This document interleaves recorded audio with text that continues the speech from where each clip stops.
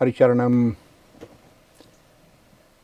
As the Mahakumbh 2025 is underway at Prayagraj, Uttar Pradesh, India, and millions of people are having a dip in the Ganges every day to rid themselves of some of their sins, a question is being raised by many people as to whether by having a dip in the Ganges one can be truly rid of his sins or some of them. It's a very important question, and straightforward answer to it must be given and found. Let me first clarify what is meant by a sin and what is the meaning of ridding somebody of their sins. Now, there are two meanings to it. One is that you have committed some sins in the past: murder, rape, adultery, incest, robbery, theft. And according to the principle of karma, the karma siddhanta, the law of karma, whatever you do in the past determines your future. God or nature creates appropriate punishment or reward for you based on your past actions. Can a dip in the river, Holy Ganga, nullify those sinful acts in the past? That is one question. I will not discuss that question at the moment, but I'll give a brief reply to it. The brief reply to it is that Ganga is not just a river. Ganges is not just a river. She is a goddess. She was born as a goddess. And she has been empowered by God to rid people of some of their sins, the minor sins. I will speak about it in detail in some other video. So, she can rid you of some of your minor sins, even if you are a Christian, a Muslim, an atheist, or a criminal. But she cannot rid you of your major sins, for which you must face the consequences according to the principle of karma. But this aspect we are not going to discuss today. Today we are going to discuss if she can rid us of our sins in the other sense. What is that other sense?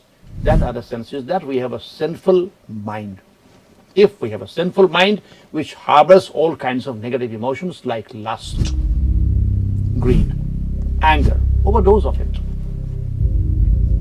jealousy, and such negative emotions, a dip in the Ganges can clean some of these negative emotions from our mind and infuse it with positive emotions like reverence, like respect, like philanthropy, like doing good to others, like adopting soft manners and speech and avoiding unpleasant speech.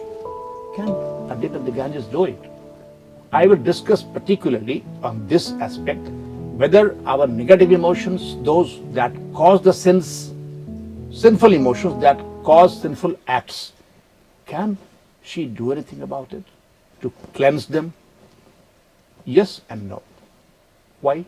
I'll explain the scientific procedure for this. How taking a bath, taking a dip into the Ganges can transform your mind. People are saying that it can clean your body, but not your mind. No, it can't even clean your body. If you take bath at home and rub the soap, which you can't use in the Ganga, you will be cleansed better physically. Now, what is the procedure? How does it impact your mind? That is the question. Let me initially clarify to you that in every faith, almost in every faith, the sacred waters have some significance in purifying you. Take Islam, for instance. In Makkah, near Kaaba, there is a spring called Zamzam. Muslims from all over the world go and collect waters there, holy waters there, and also drink that for purification of their soul or mind, and also sprinkle on the heads of the couple who are getting married. Now, how does it affect their soul and mind? In Christianity, the baptism ceremony involves sprinkling of holy waters on the heads of the people who are being inducted into Christianity formally, and where the rivers are available, they are also asked to take 3 dips in the river in the name of the Holy Trinity. What has it to do with spirituality and religion, the dips in the river? There is some connection somewhere. Similarly, here, what happens that when you go to the river and think that I'm having a dip in the waters that emanated from the personified God's feet, Lord Narayan's feet, then you have a different feeling altogether. When you take out the water from the Ganges while you are taking bath and drink the water with the feeling, with the emotion that these are the holy waters that emanated from the feet of Lord Narayan, who is the personified form of God, then you have a different experience. You are overwhelmed. And that feeling of being overwhelmed is what impacts your mind. You shed, scientifically I'm saying, you shed your, temporarily at least, your negative emotions, bad emotions, even if you are criminal, and you acquire positive emotions of reverence, of philanthropy, of doing good to others, and being good to others, being gentle to others. But again, one thing must not be forgotten. While she is empowered to cleanse some of your dirt, mind's dirt, she is not empowered to immediately transform you for all time to come. This doesn't happen. If somebody says that, let him show empirical evidence. It's very rare. Rare. It happens, but very rarely. Now what happens? You go there and you come back a better person. But that is called a temporary feeling, temporary change. This will become a stable change, a lasting change, only when this temporary feeling is aroused again and again and again daily. How do you take a bath in the Ganges daily? Tell me, is it possible? No, it's not possible, except for people who are living by the side of the Ganges. You read the Bhagavad Gita daily. You read Lord Rama's stories, Ramayana, Ramcharitmanas daily, Bhagavatam daily. That will, over a period of time, by creating everyday noble feelings in you and diminishing the sinful feelings, sinful emotions, transform you. It will take a few months and a few years, but not more than 3, 4, 5 years, after which you become eligible for permanent release from birth and death, subject to other conditions. What are those conditions will be discussed in a separate video.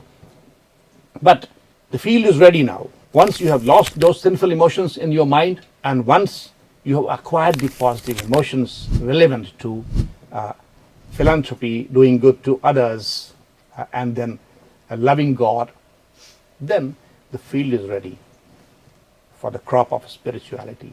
And as far as Kumbh is concerned, having a dip in the Ganges at the time of Kumbh, it's altogether a different experience. Why? Say you get married alone, taking the 7 steps around the holy fire, and you're married, as a Hindu I'm saying. But if you take the same 7 steps around the fire, when all your relations are there, all your friends are there, and there's a lot of festivity, then the same act becomes a lifetime experience, and it has a different impact on your mind, which is very lasting. The marriage lasts, though there are other influences these days also, but generally speaking, this will be a much more lasting experience and relationship. Similarly, when you take a dip in the Ganges at the time of Kumbh, there are millions of people around you who have come for the same purpose. Then there are millions of sadhus, saints, Mahatmas, sages from all over the world, all over the country. And their tapasya, their penance, their blessings are in the atmosphere.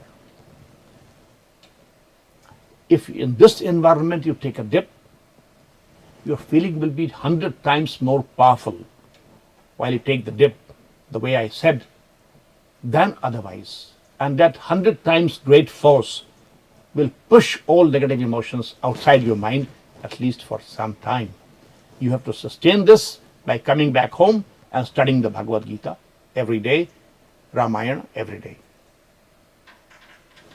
Hari Sharanam. Hari Sharanam.